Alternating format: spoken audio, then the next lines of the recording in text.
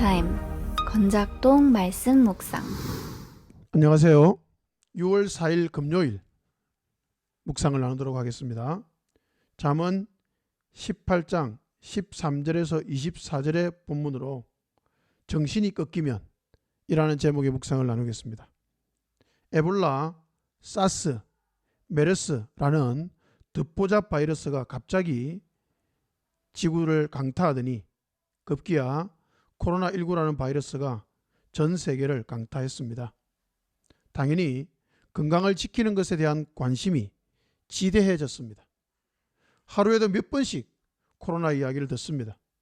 사람들은 백신을 맞고 있고 코로나가 빨리 끝나길 고대하고 있습니다. 이런 때에 몸의 건강이 중요할까요? 마음의 건강이 중요할까요? 물어볼 필요 없이 둘 다가 중요합니다. 그런데 잠언은 아주 중요한 힌트를 우리에게 던져줍니다. 잠언 18장 14절 읽어드리겠습니다. 사람이 정신으로 병을 이길 수 있다지만 그 정신이 꺾인다면 누가 그를 일으킬 수 있겠느냐. 이 구절을 시작으로 오늘 본문을 묵상해 봅니다. 첫 번째, 병입니다. 사람은 병에 걸릴 수 있습니다. 병뿐 아니라 갖가지 고통에 처할 수도 있습니다. 실직의 고통, 사업 실패, 입시 실패, 실연의 고통, 자녀의 일탈 등 사람이 겪을 수 있는 고통의 종류는 헤아리기 어려울 정도입니다. 어쩌면 사람이 살아가는 평생 동안 고통을 피해갈 수 없을지 모르겠습니다. 크든 작든 병과 고통은 사람과 늘 함께 가는 것입니다. 그렇다면 신자에게는 어떨까요? 병과 기타 모든 아픔들과 고통들이 신자는 피해갈까요? 그럴 리가 없습니다. 예수를 믿는 사람도 동일하게 병과 고통과 아픔을 겪습니다. 신자에게도 예외 없이 병과 고통은 늘 함께 가는 것입니다. 두 번째, 병을 이길 수 있는 것입니다. 그렇다면 병을 어떻게 하면 이길 수 있을까요? 병을 이기려면 당연히 몸이 건강해야 합니다. 면역력이 강해야 합니다. 당연히 평소에 건강을 잘 관리해야만 합니다. 그러나 그것만큼이나 중요한 것이 있습니다. 정신력입니다. 강한 정신력이 있어야만 합니다. 강한 정신을 가지고 있어야 병이 나에게 접근하기 어렵게 할 수 있고 다가온 병도 쉽게 물리칠 수가 있습니다. 그런데 강한 정신력은 어디에서 올까요? 저는 개인적으로 강한 정신력이라는 표현에서 마음이 무너집니다. 저는 전혀 강한 정신력을 소유한 사람이 아니기 때문입니다. 이런 저는 도대체 어떻게 해야 할지 묵상하면서 마음에 많은 생각과 고민이 되었습니다. 세 번째, 태생적으로 멘탈이 강한 사람에 대해서 생각해 보았습니다. 태생적으로 멘탈이 강한 사람을 가끔씩 보았습니다. 정말 부러운 사람입니다. 웬만한 일이 그의 마음을 흔들지 못합니다. 저는 흔들리며 피는 꽃인데 그런 사람은 절대 흔들리지 않는 꽃이라는 생각이 들었습니다. 그러나 아무리 멘탈이 강한 사람이라도 그런 연약한 사람에 불과합니다. 자신의 한계를 넘어서는 큰 일이 생기니까 결국은 무너지고 말더라고요. 멘탈이 강한 사람이 무너지면 걷잡을 수가 없습니다. 더 이상 길도 없고 방법도 없다고 여겨지는 그 순간이 되면 그야말로 한꺼번에 무너지는 상황에 처할 수밖에 없는 것입니다. 그래서 잠언 저자는 이렇게 말하고 있습니다. 잠언 18장 14절, 그 정신이 꺾인다면 누가 그를 일으킬 수 있겠는가라고 말입니다. 네 번째, 태생적으로 멘탈이 강하지 못한 사람의 생존법에 대해서 묵상을 해보았습니다.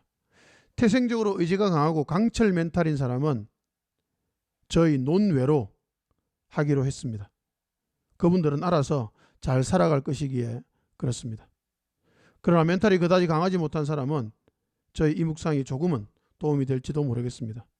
저는 멘탈이 약합니다. 약하지 못해서 허약하다고 말해야 될 것 같습니다. 나약하고 빌빌거리고 지구력이 없는 사람입니다. 이런 사람은 어떻게 해야 강한 정신력을 소유할 수가 있을까요?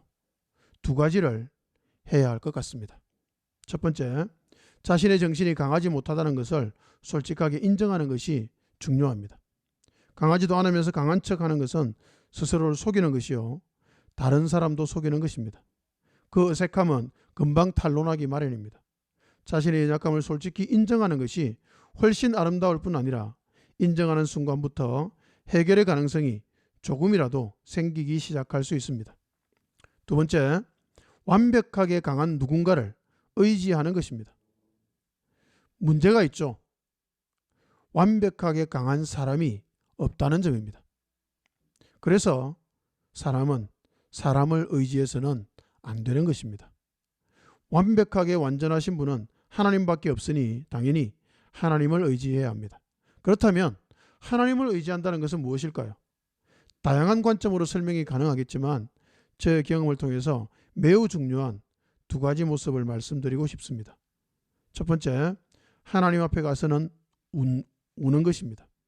그리고 두 번째는 사람에게는 당당함을 유지하는 것입니다. 한 사람이 이 두 가지의 삶의 태도를 자연스럽게 잘 조화시킨다면 하나님을 온전히 의지하는 삶이 될 수 있습니다.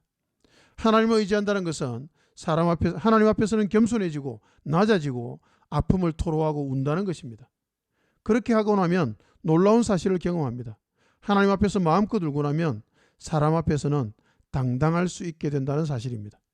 그뿐 아니라 그렇게 두렵던 것들이 그다지 두렵지 않고 견딜 만하게 다가온다는 사실입니다.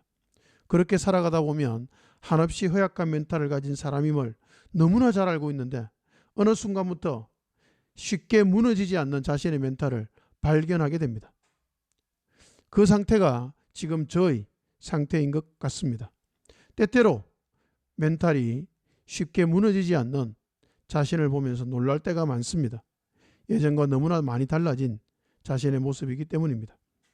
정신이 꺾이지 않는 유일한 방법은 말씀 안에서 하나님과 동행하는 것입니다. 하나님 앞에서 마음껏 우는 것입니다. 사람을 의지하지 않고 사람의 도움을 바라면서 사람 앞에서 우울함을 보이고 사람 앞에서 우는 삶에서 벗어나서 하나님 앞에서 마음껏 울고 사람 앞에서는 의연한 삶의 자세를 가지는 저와 여러분이 되시기를 주님 이름으로 축복합니다. 아멘.